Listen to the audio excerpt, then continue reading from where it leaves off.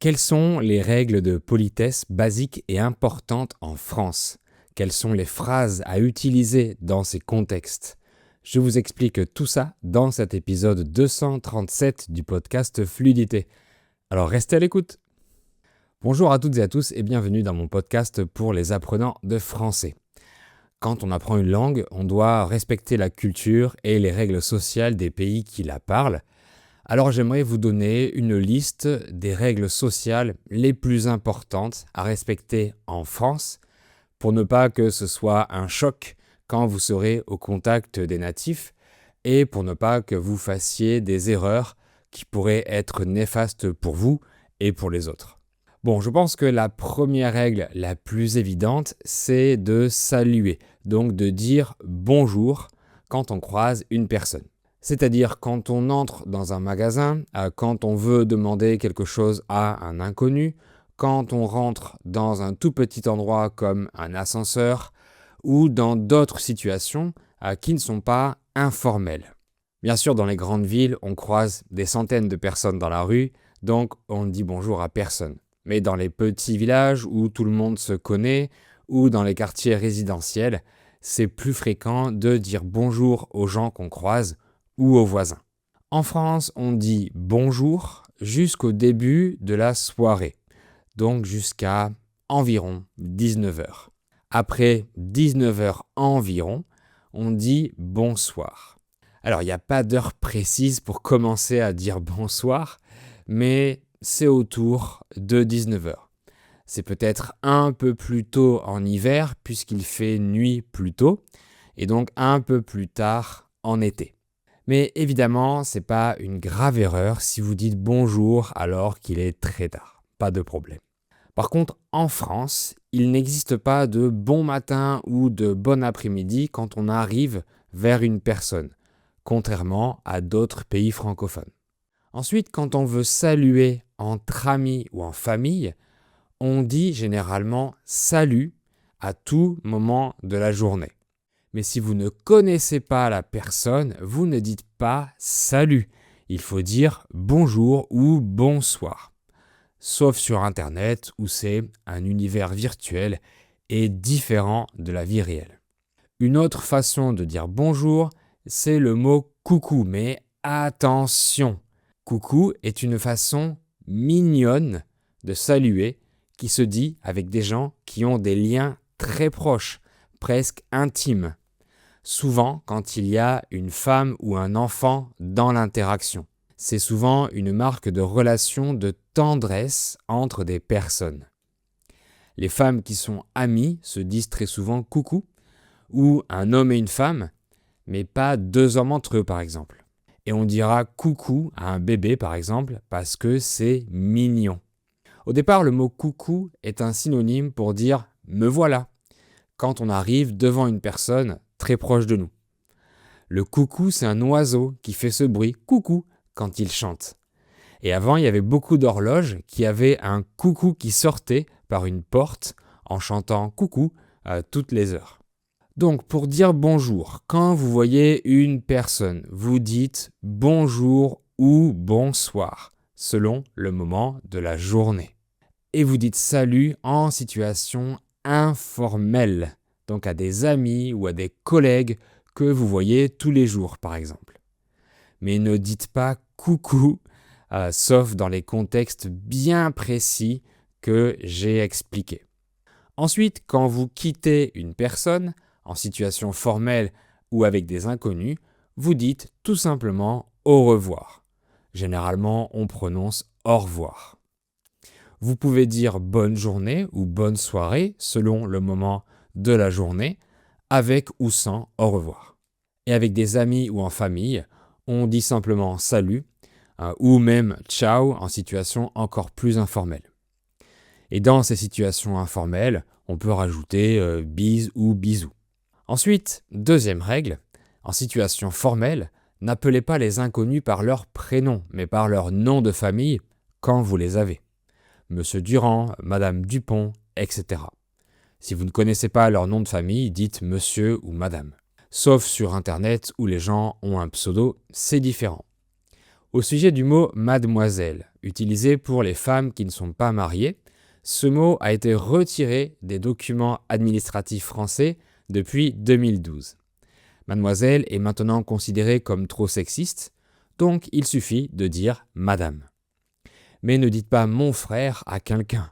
Même si on dit comme ça dans votre pays et que la différence vous surprend, c'est normal parce que nous n'avons pas la même culture. Les Français sont distants par nature, donc si vous leur dites mon frère, ça va les brusquer, les choquer et la majorité ne vont pas aimer. On passe à une autre règle de politesse basique, c'est de vous excuser en disant « excusez-moi ». Dans les situations formelles, vous allez dire « vous » et on va le voir en détail après. Donc le mot à dire, par exemple, quand vous voulez interrompre quelqu'un qui est occupé, c'est « excusez-moi ». Excusez-moi madame ou excusez-moi monsieur. Si vous faites un geste ou dites quelque chose d'inapproprié, ou si vous voulez demander à quelqu'un de vous laisser passer, vous pouvez dire pardon ou aussi excusez-moi. Attention, c'est excusez-moi quand on parle avec le vous. La conjugaison du vous termine par le son et. Donc c'est excusez-moi. Alors que excuse-moi, c'est quand on dit tu à quelqu'un. Quand on le dit rapidement, ça ressemble à excusez-moi, mais on doit entendre le son et quand vous parlez avec vous. Excusez-moi. Bien sûr, dites merci, s'il vous plaît, en situation formelle, ou s'il te plaît, quand vous dites tu à quelqu'un. Et utilisez des phrases qui commencent par je peux pour demander des choses. Je peux m'asseoir ici, je peux prendre ça, madame, etc. Ne dites pas puis-je ou pourrais-je, ni je pourrais, c'est inutilement beaucoup trop formel. Avant de continuer, je voudrais vous dire que sur mon site français avec fluidité.com, on propose des cours privés pour pratiquer votre conversation en français, préparer un examen ou un entretien professionnel. Mais on propose aussi le club VIP, un club de conversation avec d'autres apprenants de français et moi pour pratiquer en groupe. Pour avoir toutes les informations, les liens sont dans la description ou alors vous cherchez français avec fluidité pour trouver mon site web. La règle de politesse suivante est l'une des plus importantes, c'est l'utilisation du vous, le vouvoiement. Par défaut, quand on ne connaît pas la personne, on utilise le vous. En France, quand on utilise le tu avec des adultes, ça veut dire qu'on veut établir une relation plus proche, amicale ou amoureuse, etc. Dire tu à quelqu'un, c'est un peu notre façon de casser la coquille de protection entre les personnes. Les Français sont comme des noix de coco. Ils ont une protection dure qui protège leur intimité. Mais une fois qu'on a cassé la protection, ils installent une relation de confiance. J'ai fait un épisode complet sur cette façon d'avoir des relations sociales des Français en comparaison avec d'autres pays. C'est le numéro 178. Il s'appelle « Pourquoi les Français vous semblent désagréables ». Donc, avec des adultes inconnus, vous devez vous voyer. Donc, utilisez la conjugaison du « vous ». Quand vous entrez dans un magasin ou un commerce, vous devez utiliser le « vous », même si le vendeur vous semble très jeune. Ensuite, il y a des contextes sociaux où on se dit « tu » tout de suite ou plus facilement. Sur Internet, souvent, on utilise le mot « tu ». Dans des endroits informels où vous voyez souvent les personnes, comme des clubs de sport, des clubs de loisirs, etc. On peut dire « tu » directement, sans passer par le « vous ». Et au travail, en général, on se dit « tu » entre collègues du même niveau hiérarchique. Mais on dit « vous » à ses supérieurs, donc aux personnes plus haut que nous, dans la hiérarchie. Mais de plus en plus d'entreprises modernes veulent que tout le monde se tutoie, donc que tout le monde se dise « tu ». Donc utilisez le « vous » tout d'abord, et votre chef vous dira si vous pouvez le tutoyer. Sinon, on dit « tu » aux enfants et aux adolescents par défaut, donc quand on voit que la personne n'est pas encore adulte. D'ailleurs, en tant que Français, ça nous fait bizarre. Quand un inconnu nous dit « vous » pour la première fois, on sait qu'on n'est plus adolescent. C'est comme une étape de la vie qu'on passe, comme si on n'avait plus l'air jeune d'un seul coup. Dans d'autres pays francophones, ça peut être différent. Au Québec, le « tu » est un peu plus fréquent, c'est en raison du mode de vie plutôt nord-américain.